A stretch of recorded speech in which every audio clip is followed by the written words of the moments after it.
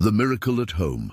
What would you do if you came home early one day and discovered that the real miracle wasn't in the hospitals or medicines, but in the heart of a stranger?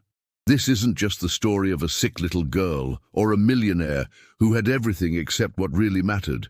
It's the story of how the purest love can emerge from tragedy, how a stranger, with no titles or fortune, transformed a cold, silent mansion into a home full of hope.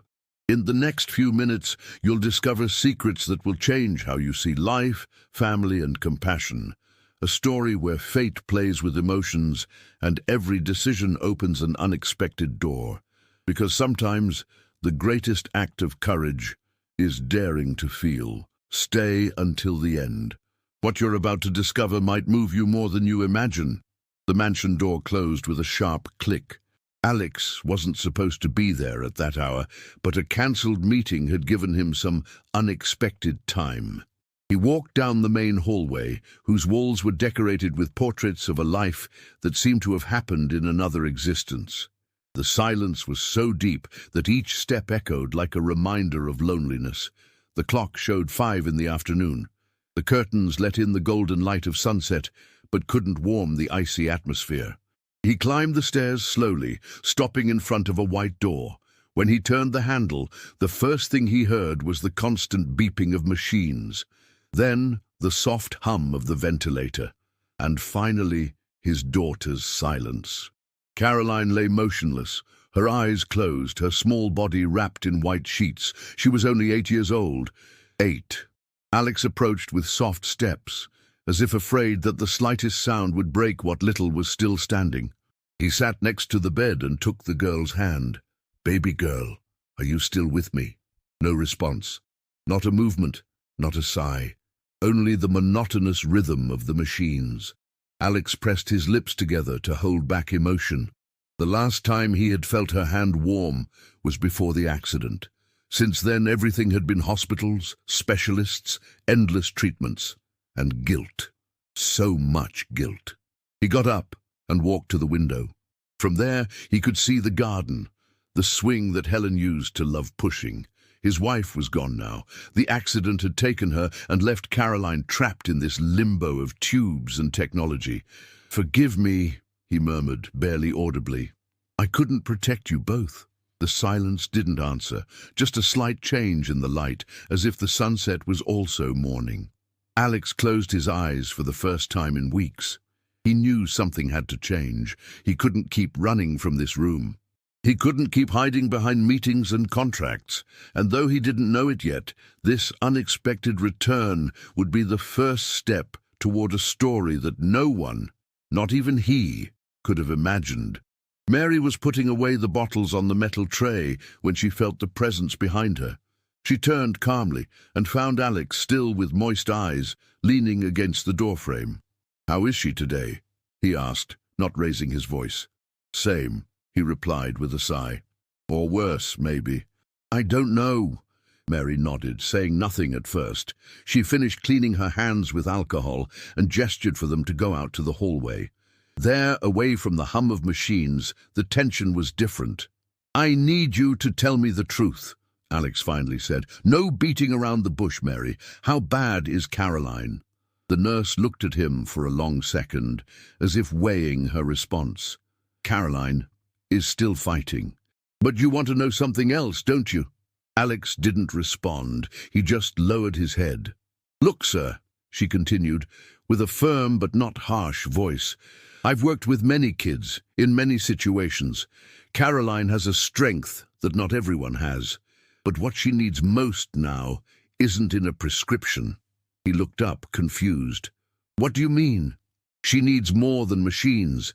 She needs someone to talk to her, read to her, sing to her, to remind her that there's still a world out there waiting for her. She needs constant love, real presence." "Are you saying that I don't—" "I'm not blaming you, Alex," she interrupted gently. "I know you're doing the best you can. But maybe that's not enough anymore." The words fell like stones. He looked away, uncomfortable, as if he wanted to disappear inside his suit. "And what am I supposed to do? Close the company? Give up everything?" I'm not asking you to do that. But Caroline doesn't need a CEO. She needs her dad." A thick silence enveloped them. Alex swallowed, nodded with a slight movement of his head, and returned to the room in silence. That night, as he sat alone next to Caroline's bed, her words came back like a constant echo, and for the first time, he wondered if what he was doing was really living or just surviving. The next morning, Alex didn't go to the office. He stayed in the kitchen with a cold cup of coffee in his hands, watching how the sunlight entered timidly through the windows. He had given a very clear order to his assistant: find someone who could be with Caroline all the time, but not just anyone. Someone who could see beyond medical statistics. The answer didn't take long. Mid-afternoon, the receptionist called him from the entrance. "Alex, there's one more candidate. She wasn't on the list, but she insisted I see her." "Send her in." A few minutes later, Lucy entered with uncertain steps. Her clothes were modest, her hair carelessly pulled back, and her hands showed the marks of years of hard work. But what caught Alex's attention most was her gaze. There was something sincere in those eyes that disarmed him. "Thank you for seeing me," she said, extending her hand. Alex shook her hand, surprised by the firmness of her grip. "Tell me, why do you think you're the right person to take care of my daughter?" Lucy took a deep breath. "I don't have diplomas or experience in prestigious hospitals, but I took care of my younger brother for years. He had cerebral palsy. I know what it's like to live among machines. I know what it's like to see someone you love fight for every breath, and I know how important it is not to lose hope." Alex leaned back in his chair, studying her carefully. He didn't speak for a few seconds. Finally, he asked, "Are you willing to move in here, to be with Caroline 24 hours a day?" Lucy lowered her gaze for a moment. "My brother passed away 6 months ago. Since then, I have nowhere to go. This job would be my chance to have a purpose again." There was a moment of silence. Alex got up, walked to the window, and without looking at her said, "You're hired. You can move in tomorrow." Lucy blinked, surprised. Alex turned and added, "My daughter's life is in your hands. Don't let me down." "I won't," she replied with a firm voice. And just like that, something began that would change their lives forever. Lucy arrived early with a small suitcase and a determined expression. She was received by Rose, the housekeeper, who guided her silently through the endless hallways to Caroline's room. Alex was already there, standing next to the bed. He turned when he saw her enter, nodded briefly, and left without saying a word. Lucy approached with slow steps, observing every detail. Caroline was smaller than she had imagined, so fragile she seemed part of the bed. She crouched down, gently took her hand and whispered, "Hi, Caroline. I'm Lucy. I don't know if you can hear me, but I've come to take care of you and keep you company." No response, just the steady beep of the machines. Lucy wasn't discouraged. She took a worn book from her bag and opened it carefully. "My favorite since I was a kid," she said with a smile. "The Little Prince." Her voice began to fill the room with stories of planets and foxes, proud roses and laughing stars. As she read, her tone was warm, measured, as if each word wove an invisible bridge to Caroline's inner world. Hours passed. When she finished the chapter, she settled into the chair, looked at the girl and said, "I'm going to be here every day. Until you talk to me, until you laugh, until you're ready to come back." Outside, Alex watched through the crack in the door. He had returned without making noise, drawn by Lucy's voice. He stood motionless, as if the sound of that reading had the power to stop time. That night, while dining alone in the dining room, his mind wasn't on numbers or balance sheets. It was on that woman who spoke tenderly to someone who didn't respond, on her serenity, her dedication.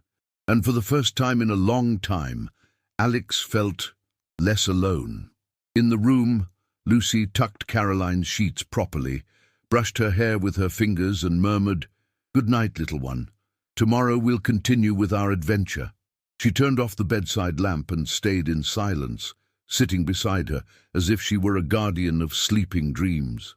The sound was subtle, just a touch, a minimal vibration that could have been confused with the hum of the ventilator. But Lucy felt it. She was sitting as always next to the bed, reading in a low voice when Caroline's fingers moved slightly under hers.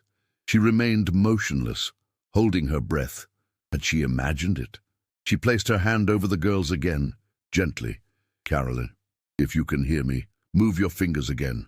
Silence filled the room again. 5 seconds passed. 10, 15, then again, the slightest spasm. 2 fingers, barely, but it was enough. Lucy jumped up, her voice trembling with emotion. "Alex!" she shouted as she ran toward the hallway. "Caroline moved! Come quick!" Alex was climbing the stairs when he heard her. He ran to the room, his face distorted. "What happened?" "Her fingers," she said, pointing to the girl's hand. "They moved, twice." He approached cautiously, as if fearing any sudden movement could break the moment. He crouched next to the bed, took Caroline's hand in his. "Caroline, my love, if you can hear me, move your fingers for me." And like an answer from the universe, Caroline did it. Once. Slow. Determined. Alex let out a sob, pressing his daughter's hand against his chest. Lucy, beside him, cried silently. "My girl," Alex whispered. "My brave girl." Half an hour later, the doctors were already there. They confirmed the impossible, active neurological response. No one wanted to talk about miracles, but the smiles said it all. Caroline was there, hidden behind the veil of coma, but present. That night, Alex didn't go to his room. He stayed next to Caroline, reading for the first time in a long time. Lucy watched him from the door, with a mixture of tenderness and respect. She said nothing. She just stayed there, making sure they weren't alone. As dawn progressed, Caroline slept deeply, her hand still intertwined with her father's. And for the first time in a long time, hope breathed in that room. Alex arrived at the room before Lucy that morning. He was sitting in the chair next to Caroline's bed, a children's book open in his hands, his eyes fixed on the pages. His voice was clumsy, unsure, but he was trying hard to read aloud with different intonations. And the fox said to the little prince, "What is essential is invisible to the eye." Lucy stopped at the door, listening unseen. She didn't want to interrupt. That scene was too precious. When Alex finished the chapter, he looked up and saw her there. "I didn't know you had already arrived," he said, closing the book with some embarrassment. "I didn't want to interrupt," Lucy replied with a smile. "You do pretty well, for your first story." Alex let out a brief but genuine laugh. "I didn't know reading to a child could be so complicated." "The most complicated thing is doing it with your heart," she said, entering. "But you're not bad at that." There was a moment of silence. Alex looked at Caroline, then turned his eyes back to Lucy. "Teach me. I don't want to be just the man who pays the bills. I want to be part of her world, even if it's like this, with stories." Lucy nodded, and during the following days, they began a strange but beautiful routine. They read together. They sang soft songs. Alex learned to massage Caroline's arms, to change the sheets carefully, to recognize the minimal gestures that indicated discomfort or tranquility. One afternoon, while describing the garden to Caroline, Lucy noticed something in Alex. His voice was different, softer, more alive. "Do you always talk like that when you're happy?" she asked, jokingly. He looked at her, surprised. "Am I happy?" "I think so," she said. "You're letting yourself feel." Alex remained silent. Then he nodded. "I didn't remember how it felt, until now." That night, when Caroline was sleeping, Lucy handed him a blanket and covered him without saying anything. Alex, half asleep in the chair, murmured, "Thank you, Lucy, for not giving up." She replied in a low voice, "Thank you for starting to fight." And so, without promises or big words, a new bond was born between them. The afternoon filtered through the window with a soft glow. Lucy arranged fresh flowers in a small vase, while Alex read with a measured voice another chapter of The Little Prince. Caroline was calmer those days. Her vital signs were stable. It seemed her body was slowly responding to the new environment surrounding her. Alex interrupted the reading for a moment, observing his daughter's face. Something had changed. Her expression, though still motionless, seemed less tense, more serene. "Lucy," he said in a low voice. "Do you see that too?" Lucy approached, leaning over Caroline. She looked carefully, held her breath, and then she saw it. The girl's lips curved, barely, in an almost imperceptible gesture. "She's smiling," Lucy whispered, bringing her hands to her mouth. "Caroline," Alex exclaimed, kneeling next to the bed. "If you can hear us, if it's you, smile again." The seconds were eternal. Then, like a flower opening under the sun, Caroline smiled once more. It wasn't an illusion. It wasn't a spasm. It was real. Alex broke into tears, carefully hugging his daughter. Lucy cried silently, her eyes shining with emotion. "I can't believe it," he said between sobs. "She's coming back to us." During the following days, everything changed. Caroline didn't smile frequently again, but that gesture had ignited a fierce hope in Alex. He spent more time in the room. He sang, laughed, tried to make ridiculous voices with the story characters. Lucy watched him, and little by little, something inside her also began to change. One night, while putting away the books, Alex looked at her with a new intensity. "Lucy," she looked up, "tell me. I think I'm starting to love you." Lucy remained silent, her heart beating hard. "Don't say that now," she whispered. "Not when everything is still so fragile." "Exactly because of that," he replied. "Because everything is fragile. And you're the strongest thing I have." Lucy lowered her gaze, unable to contain the emotion. And in that instant, though they didn't know it, the story had taken a new turn. They weren't just saving Caroline. They were saving each other. The morning began with a deceptive calm. Lucy sang softly to Caroline while brushing her hair. Alex had left early to resolve urgent company matters, but promised to return before lunch. The routine was almost familiar now, but something wasn't right. Caroline had a damp forehead, and her skin was paler than usual. Lucy noticed her breathing was heavier. She touched her forehead and felt the abnormal heat. "No, this isn't normal." She took the thermometer and confirmed her suspicions. High fever, very high. "Rose!" she shouted urgently. "Call Alex and the doctor, now!" Lucy's heart was beating hard as she checked the monitors. Caroline was murmuring something unintelligible. Lucy took her hand firmly. "Easy, baby girl. I'm with you." Minutes later, Alex burst into the room, breathless. "What happened?" "She has a fever. She's getting worse fast. The doctor is on his way." Alex's face tensed. He took his daughter's hand, anguished. "Not again. I can't lose her again." Lucy held his arm. "We're not going to lose her." The ambulance arrived within minutes. Caroline was transferred to the hospital with assisted breathing. Lucy and Alex went with her, each clinging to the idea of not giving up. Hours later, in the waiting room, Alex paced back and forth. "This is my fault. I got distracted. I relaxed." "No," Lucy interrupted. "We did everything we could. Now she has to fight." Alex stopped. He looked at her intently. "I don't know what I'd do without you." Lucy took a deep breath. "I wouldn't know what to do without you guys either." They moved closer. It was an instinctive gesture. Their bodies sought refuge. Their mouths met in an intense, desperate kiss, born of fear, but full of need. A sound interrupted them. "Dad?" They both turned. Caroline, with half-open eyes, was looking at them from the stretcher, weak but conscious. "Lucy?" Lucy ran to her, taking her hand. "I'm here, my love." Alex crouched on the other side. "Dad's with you, princess." And in the midst of chaos, fever and fear, the weak voice of a little girl brought together what was already inseparable. The hospital room had become a second home. Caroline, though still weak, showed notable improvements. Her words were few, but each one was a triumph.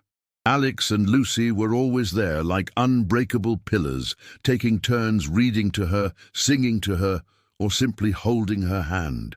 One afternoon, while Caroline was drawing with effort in a notebook, she looked at both with a serious expression. "Dad, Lucy, do you love each other?" Alex and Lucy looked at each other surprised, taken by the tenderness of the question. Caroline continued, "Because if you love each other, I'd like you to get married.